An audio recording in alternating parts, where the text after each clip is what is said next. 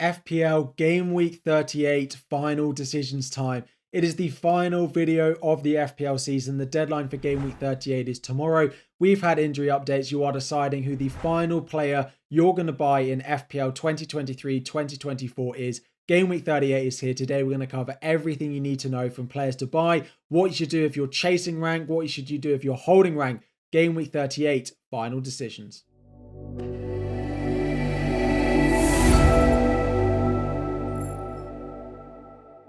What is up, everyone? FPL Harry here. Before we dive in, 1,000 likes is the aim. Subscribe if you are new around here. Welcome to the Game Week 38 final decisions video. Welcome to the final video of the season. We'll get into all the sentimentals at the end, so do stick around to hear me say just a massive thank you for all of you and all of your support throughout the season. But the important information, the important updates that you're all here for. First of all, the three big piece of press conference news that we've got so far.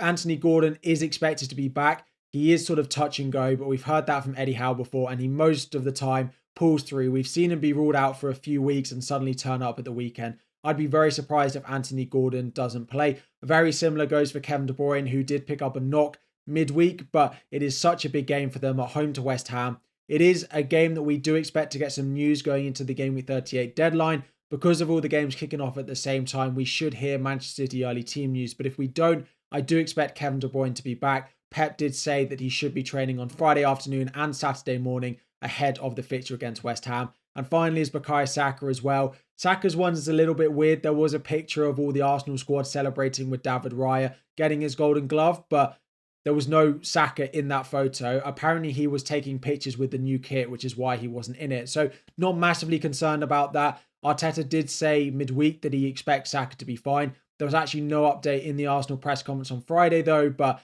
we've seen Saka turn out so many times before. It's the final day of the season. It is the day that Arsenal could win the Premier League. Of course, it's unlikely with Manchester City being predicted to beat West Ham. So Gordon, Kevin De Bruyne, Saka, all yellow flagged, all in theory doubts, but I do expect all three of them to play.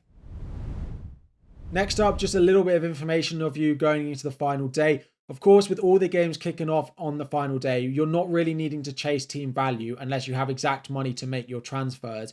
I would advise waiting right up until the Game Week 38 deadline, tuning into deadline streams, because we often get early team news for a whole host of teams that we don't normally get. Of course, with all the teams kicking off at the same time, the chances of getting leaks are much, much higher because you have the ability to hear from all 20 teams. Now, the other side of that is there are always people who try and lie, try and get followers, try and sort of deceive people. So be careful with what you believe, but there should be a lot of good news, or a lot of reliable news, should I say, going into that Game Week 38 deadline. There will, of course, be a Game Week 38 deadline stream, so do pay attention to that. I will be streaming it live, hopefully getting some Man City team news, maybe Arsenal, maybe Chelsea, maybe Liverpool, Man United, Newcastle, teams that we are really focusing on this week. So do pay attention. I don't massively expect as much mass rotation in Game Week 38 as we have seen before. So City, Arsenal, Chelsea, Spurs, Newcastle, Man United, the teams we have so much investment in,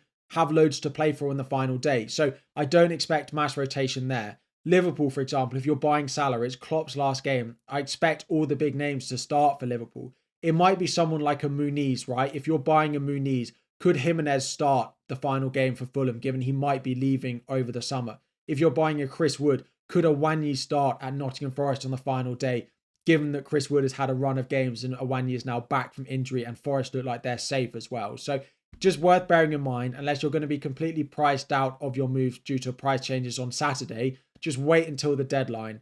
Wait until probably 10-15 minutes before the deadline, because bear in mind, when everyone makes their transfers at the same time, the site does sometimes crash. But wait until the last half hour to make those moves, because we might get a bit of early news as well.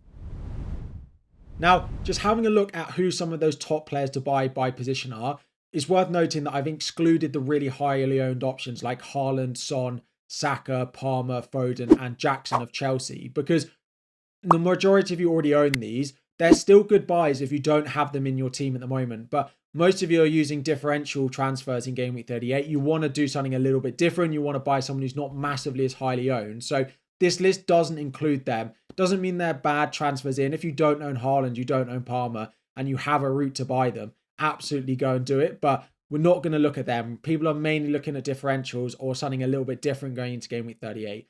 In terms of goalkeepers, David Raya is number one. If you don't have a triple up on Arsenal, they have a 50% chance of a clean sheet, the highest of the week going into game week 38 at home to Everton. Ortega, with Ederson being ruled out, is next. If you need Ederson out, Ederson to Ortega is a fine move and it frees up a lot of money. Alisson number 3, Petrovic number 4, and a bit of a differential. You could go Henderson of Crystal Palace. You could go Muric of Burnley. I've gone with Kaminsky because I do expect rotation for Fulham, and it is their last game most likely in the Premier League for Luton, so maybe they'll want to put on a show, and Kaminsky is normally pretty good for saves as well.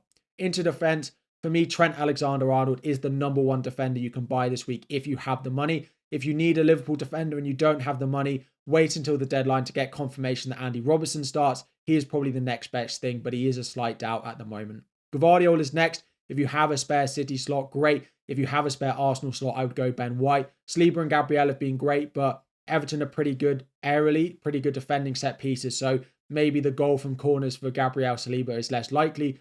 So I would go with Ben White. Munoz is a nice cheap one with Aston Villa looking like they are fully on the beach, having qualified for the Champions League already. And then a bit of a differential, we're looking at Luton again, is Alfie Doughty with his attacking threat at home on the final day to a Fulham side who look like they are on the beach or have been flying kites over the past few weeks as well. Into midfield, Mo Salah, if you can afford him, is top. We'll talk about whether he's worth a hit in just a moment, but if you can get him for free, probably the best 1 week punt there is. Kai Havertz is next. Really like him playing up front, and I don't really have any doubt that he'll start. I do prefer Kai Havertz over Elise, although Elise will likely be a much bigger differential. So if you're really, really chasing, then you might want to go for Elise over going for Kai Havertz. Brennan Johnson in at number 4 away at Sheffield United, who are shipping goals. I expect, my prediction is that to be the highest scoring game of the week, Sheffield United versus Spurs. And then the cheap options, there's lots. You could go Hudson-Odoi. I'm going with Harvey Elliott as the one that I've got. 4.8 million. It is Klopp's last game. Klopp has been a massive advocate of Harvey Elliott. He's actually said he wished he played Harvey Elliott more than he has. It's a nice fixture at home to Wolves, and his returns have been pretty good recently. And the thing is, with someone like a City, someone like an Arsenal, they might be managing games, right? If they go 2-0 up, they might think, okay, let's hold out for the win here because of how important it is.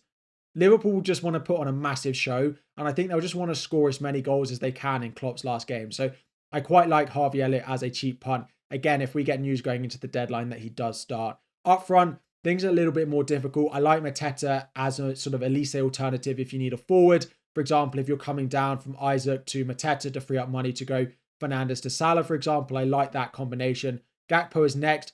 He should start. There is, of course, chance that Darwin does, so wait for some news on that. With Mikhailo Mudryk out for Chelsea, Nkunku looks set to get his first start in a very long time, it feels like, for Chelsea at home to Bournemouth. Ivan Toney in at number 4. What looks like his final game for Brentford should start and might want to go out with a bit of a bang. And finally is Adebayo if you need a cheaper option than Mateta. Bit of a differential. I am backing Luton to win on the final day, but not do enough to stay up. And it's Adebayo, Morris as well. Both good shouts as differentials. Now, to cover off a few things, should you take hits going into game week 38 being a big question that I'm being asked? Generally, I advise no. The reason for it is you've only got 1 week for that hit to pay off. Now, if you've got loads of fires and you've actually got injured players or players with really bad fixtures, then potentially, yes, you can consider it. But every hit that you take, the first return for that player you're bringing in basically counts for nothing. So that player has to get 2 returns at a minimum, with the player you're transferring out getting nothing. Now, if you want to go differential and bring in Salah, for example, or something like that, then potentially. But generally, I'd advise if you're not certain on the hit, I wouldn't do it. Generally, the hits are not worth it when you've only got 1 week to pay it off and as you're going completely maverick. Now, the next maverick thing is, should you buy an Elise, a Havertz, or take a -4 to buy Mo Salah? Generally, I would just do the Havertz or Elise move unless you're going to captain Mo Salah. Mo Salah is the best differential captain this week if you are chasing. Now, you have to, of course, have the risk that going against Haaland, where everyone is going to captain, is a risk. But that is the only situation I would go for Salah for a hit over just buying Havertz or Elise, is if you're going to put the captaincy armband on Mo Salah and go full Hail Mary as a big differential punt on the final day. And as I said, what are the chances that City go, 1, 2, 3-0 up and then say, I'm going to just hold off here? I don't see that happening with Liverpool. I think Liverpool could score 4 or 5 goals at home on their final day against this Wolves team not playing well in Klopp's last game. So think Salah potentially could be explosive. So if you are going to buy him for a hit and captain him, it is a risk, but he is a massive differential and one I do really like. In terms of captaincy, obvious, of course, is Haaland. The top differential ones are Salah. The Arsenal mids, it doesn't look like we're going to be certain enough that Saka's going to start, although I think he will. It's probably Havertz in there. Cole Palmer, who's just got Young Player of the Year as well at home to Bournemouth, and Son, given I expect a lot of goals in those games. But Salah, if you can get to him, and then Palmer and Son are really the ones that I think people will go with, because there's not 100% faith in maybe Saka starting. And then just one more detailed question that I'm being asked so much is, if you're 10 plus points behind in your mini league, what should you do? So my general piece of advice is, for every 3 points you're behind someone, you should have at least one player different to the person you're trying to catch. So if you're 3 points behind, have one player different. If you're if you're 6 points behind, go for 2 players different. If you're 9 points behind, go for 3 players different, or start to think about the captaincy. Try and predict what they're going to do. Don't just think, oh, I'm going to do Gordon to Elise instead of going Havertz. But if they don't have a route to Havertz, then they might go Elise as well. Try and predict what they're going to do and make sure that your transfers this week are different. An easy way to do it, if you are 15 plus points different, is moving the captaincy armband to a player they don't own, right? So for example, taking a -4 to buy Mo Salah, I don't love. But if you're 15 points behind and they won't own Salah, you suddenly not only have Salah as a differential, you have Salah captaincy as a differential. So try and predict what they're going to do. For every 3 points or so you're behind, maybe 4 points, depending on how lucky and how different your squads are. But every 3-4 points you are behind them, try and get one player different and try and add that up. So 15 points behind, you need 4 players or so different to them to try and make up that ground. But what is worth bearing in mind, and I often offer this as a word of caution, is what happens if this goes wrong? Are you at risk of falling further down? Are you not going to get the rank that you want? So yes, you might want to catch your mini league rival. Yes, you might want to get to the rank. But what happens if you captain Salah and he blanks and Haaland scores twice? Will you feel badly about that? So think a little bit about the negatives. And if you don't mind about them and it's all about getting that top spot, getting that top 10K, then go for it and use some of these pointers to try and get a little bit different on the final day, because crazy things happen in game week 38. There's often a lot of goals. There's a lot of swings. There's a lot of teams with nothing to play for, but some with something to play for. So things and crazy things happen in game week 38. Then just having a look at my team for game week 38. Nothing really exciting for me. It's going to be Anthony Gordon out, I think, to either Kai Havertz or Elise. Interestingly, both Manchester United and Newcastle have put up training photos today online, and neither Bruno Fernandes or Gordon are in either. This happens all the time that teams leave players out. There's definitely not every fully fit player in those training photos either, but just interesting that they both weren't in there, given that they have been doubts over the past few games. I do expect both of them to start. I think Gordon to Havertz is most likely. I do wonder still about starting Fernandes over Isak. Pretty sure it's going to be Porro on the bench though. So Gordon to Havertz, and then it's just Fernandes or Isak to start in my team. Haaland captain, Palmer vice captain. All I'm hoping for now is a little green arrow up to the top 2K. That is all I ask for, just a little green arrow. I'm like 16, 17 points outside the top 10K, so that's not reasonable. Not the most exciting week to end the season, but it's been a good season nonetheless, and I'm very happy with it, and I just want it to end on a little bit of a high. And then very quickly, of course, the deadline is on Sunday. The deadline stream will be slightly longer, so 12 midday until the 2:30 p.m. deadline stream. It is already scheduled, so click the link above to make sure you're notified when that goes live. Don't make your transfers unless you absolutely have to until that stream, because we might get news, because we might get updates, because we might get training photos over the weekend where someone trains, someone doesn't. So do your best to hold on to your transfers going into the deadline stream. It will be on Sunday. It will be a good one. The final one, an extra half an hour as well. For 2.5 hours, I will be there. The final one of the season. And yeah, I cannot wait.